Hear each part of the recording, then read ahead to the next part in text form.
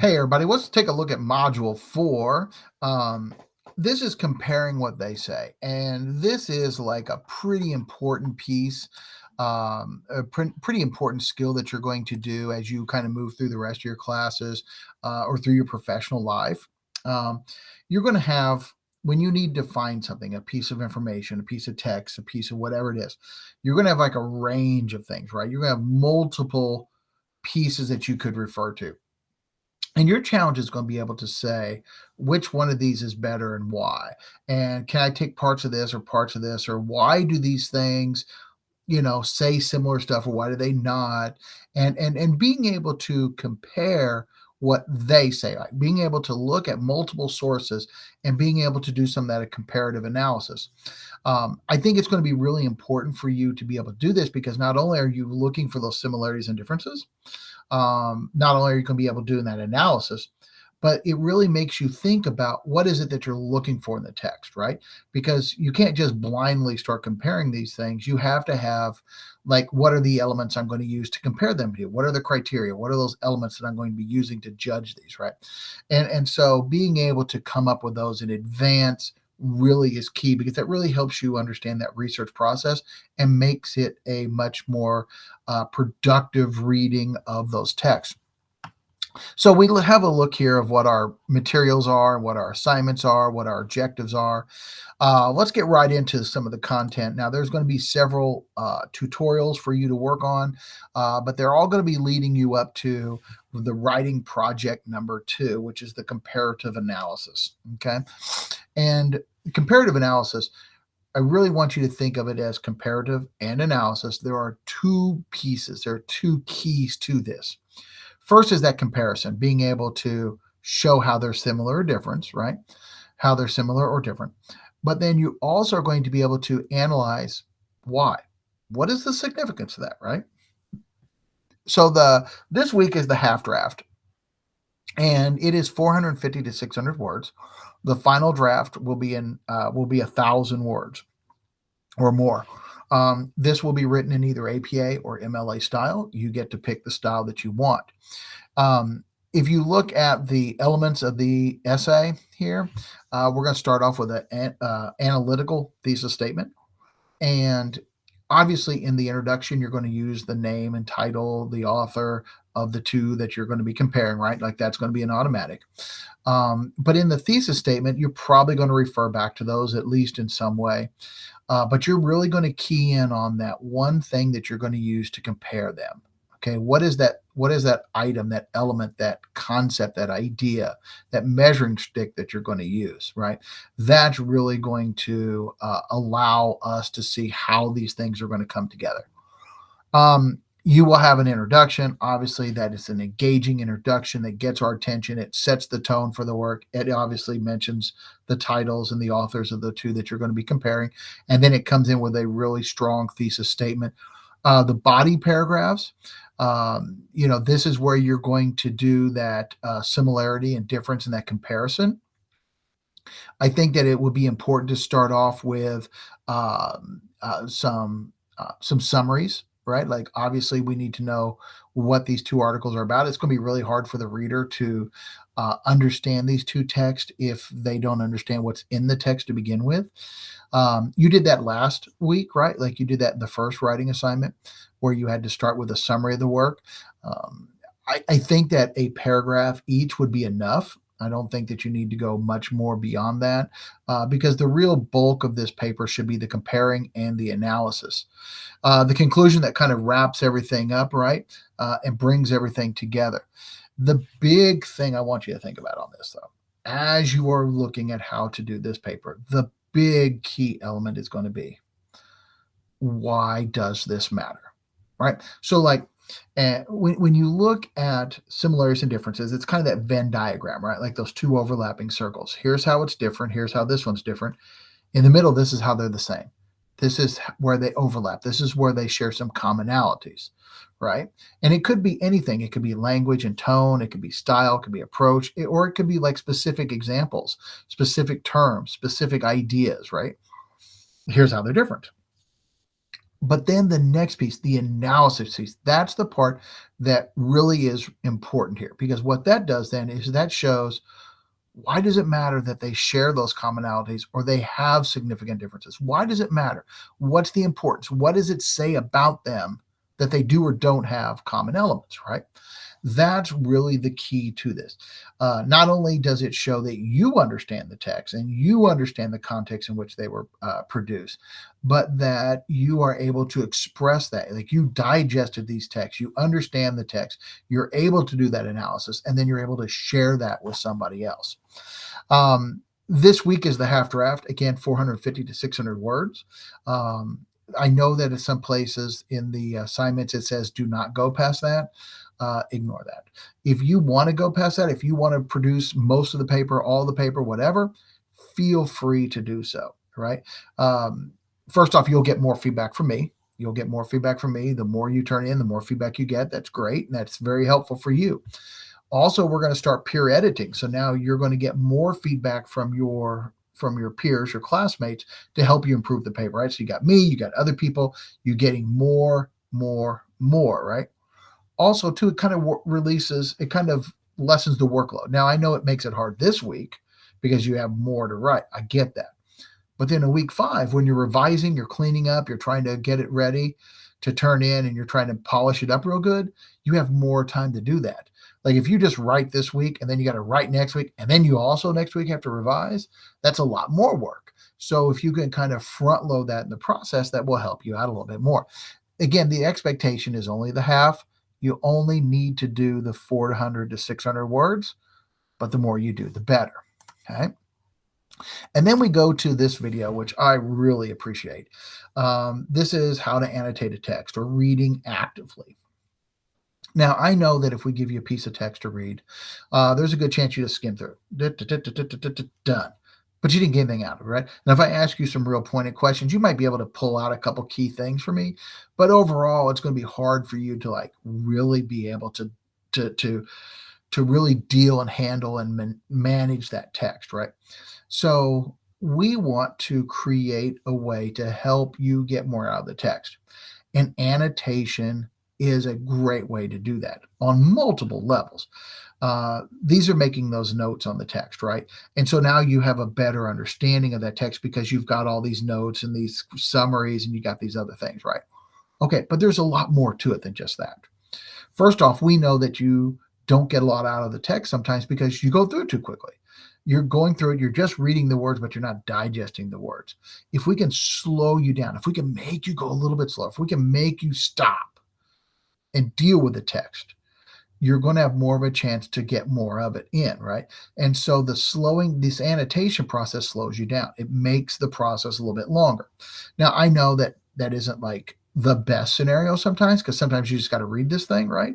But and we're not asking you to read super slow, but that stopping, that having to interact with the text, that slows the process down. It allows things to stick a little bit more.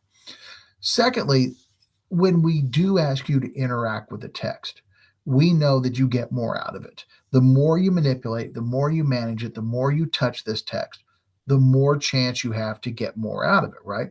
And you think about that. Like, it's not just I read the text and I'm done. I read the text, I summarized it, and I asked some questions, and I did this and this and this, right? That is, again, another layer for you to be getting more out of the text. Even if you just like, you read this text, like, oh, that was a great sentence, and you went back and you highlighted it, that's a second reading of it right there. You've already read it a second time. It's going to stick a little bit more. Finally, I think that the fact that you are interacting with the text means that you have more opportunity to ask those questions, to get a better understanding, to have that, like, I can retell it. Because if you're writing those notes, if you're writing those summaries, if you're saying, what did that mean? Why did they use that example? Whatever. You're thinking about it. And the more you think about it, the more it's going to stick. So I don't want you to think like we just want you to write a bunch of notes on this. We want you to highlight every sentence or something like that. No. But we know that this process helps on many different levels. And so this is a really good process that you can use in this class or other classes to help you understand text better. We'll move to the closed theme reading check-in, where we ask you to read 2 more texts off of our closed reading list. And then in your post, here's how we want you to handle it, those kind of questions or things to look for in those texts. Just as a reminder, again, the idea of the check-in is to give you more exposure, more experience with different texts. As we go through the semester and we ask you to pull a piece of text or to do something with a text, now you know what they are. You know what's in those texts. So you have a better idea of which one to pick, right? You've also seen other people in their discussion boards kind of pull some ideas or talk about different texts. And so now you can say, well, I read that thing. Let me read that text. Like so and so talked about this. I want to read that one, right? And so it kind of just helps you be more familiar with more texts. Okay. Then we go to this week's discussion board. And this is a really interesting one, and one that I really like because it asks you to create a post in the author's voice, right? Like they want you to use the author's voice in your writing, okay? Um, this is really interesting because I often talk about reading with the author's eye and writing with the reader's eye in mind. And we know that, as a writer, purpose, audience, approach. What am I trying to accomplish? Who's my intended audience? And what's the best way to get these people to do this? That's approach. And so we've always talked about, like, what does my audience need? What are their expectations? What do they need? What do they have to have? Where do I have to push them? Where do I have to give them extra stuff? Where do I have to whatever, right? We know that a lot. And you're probably pretty familiar with that. But I like being able to put yourself in the writer's shoe as well. So when you're reading something, do you understand where they're coming from? What motivated them? What made them pick this? Where are they coming from? What were the challenges that they faced? Not only does it help you get a better understanding of their text and what they're trying to accomplish, but it also helps you start to say, okay, this worked for me. Is that something I can incorporate in my own writing? Or that didn't work for me. I'm not going to do that, right? Like, why did that not work? And so being able to look at how the work was produced, not just what it said, is very beneficial. It gives you a video to watch and kind of gives you a sense of what this could be like. And then when you come down here, your initial post, you're going to identify yourself as the author of the reading that you want to deal with. Okay. And then in the voice of that author, want you to kind of address these kinds of questions, right? Trying to put yourself like, how would this author say that, right? Now, obviously, there's some mannerisms and whatever. That's really not what we're looking at. We're really looking at their tone, their style, their approach, and their message. Like, what would they say about this? Your initial post should be 150 plus words. Again, I want to remind you, just like we said before, it should stand on its own, right? Like we shouldn't have to really like question what you're trying to do. Also, best if you put this up on like Wednesday or Thursday so that people have multiple options to respond to. When you get down to your responses, we want you to look at least 2 other people, and we want you to look at that and respond to it in one of these fashions. And this is a list of ways that you could approach your response. Okay. How would you reply to somebody on this? Now, again, as a reminder, I would really encourage, some of you have done a great job of this. Really want to encourage you, though, keep doing this on different days, right? Like get on there on multiple days. One of the rubric elements is on at least 2 different days. So you've posted here, you posted here, you posted here, right? That you are doing more than just the 2 expected replies, that you are interacting with people, not just agreeing with people. Yes. No, it's a conversation. How would you continue that conversation? So please make sure that you're looking about how to extend that, how to really talk about it, and how to really push that out some more. You get a slideshow that walks you through the process of comparative analysis and comparing text. Again, I really want to remind you that the goal of this is to say, here's a text, here's a text. This is how they're different. Here's this part in the middle, how they're similar. And then the key element is, why does it matter? What is the significance of that? I think it's really easy to identify those similarities and differences. Anybody can do that. The analysis piece is the part that's important, because now you're proving to me that you understood the text, You understood what those differences or similarities are, and you are now trying to get me to buy into the same things that you're looking at. So this slideshow will walk you through that process and give you some additional information about how to do that. You also get a comparative observation worksheet. This is just a document that you can use to kind of start to identify those similarities and differences. And then how did you react to that? Like, what were some of the things that made those stand out? What were some of those things that you saw, and why are those significant? So, this worksheet really kind of helps you prepare to do your comparative analysis paper and get yourself ready to go on that. And then we get to the submission of the paper. All right, we get to the submission. It does give you the rubric of how this will be graded. Okay, and I always recommend that you look at that. Like, okay, did I do this? Did I do this? Did I do this? What are the things that this will be graded on? Right. Again, I just want to remind you that the expectation is half, 450 to 600 words. The final draft would be 1,000 plus words. I know that sometimes it says stop at half. I'm not going to be upset if you keep going. Okay. But again, you're not going to get marked off if you only have half, right? I get it. I understand. I don't want you to think you can't go past the half, but you don't have to go past the half. You don't have to go past the half either, right? And then one other piece here that we're going to do this week. So you're going to submit the half draft, right? Like you're going to submit that. That's the one that I'm going to be looking at. That's the one I'm going to be giving your comment, some feedback on. And then you're going to post a copy of this to the peer response page or discussion board. So what we're going to do next week is we're going to start peer editing this, and we're going to talk about how to peer edit, and we're going to talk about how to respond to each other and how you can help each other make your papers better, right? Like that's going to be part of the feedback process. So to do this, you're actually going to go to next week. You're going to go to module 5. You're going to go to the peer response discussion board, and you're going to paste a copy of your paper in there, right? Just copy it, paste it. I know that you could also attach a file. I'm not opposed to that. The one thing I do warn you of is that sometimes you want to make sure it's a file format that others are going to be able to open up. Most people just copy paste. If you do copy and paste, you are going to lose your formatting. That's not a big deal. We get that, right? If you want to include the document, attach that document, that is okay too. And then people will just make those commentaries on that. It's just that then they're going to have to re-upload that back up to the discussion board. So I really would suggest, okay, that you do that copy and pasting piece on there, okay? But it'll walk you through that and give you those options. But that'll be on next week's, right? So you have to post your copy this week. Okay, you post your copy this week, but the discussion board is listed under module number 5.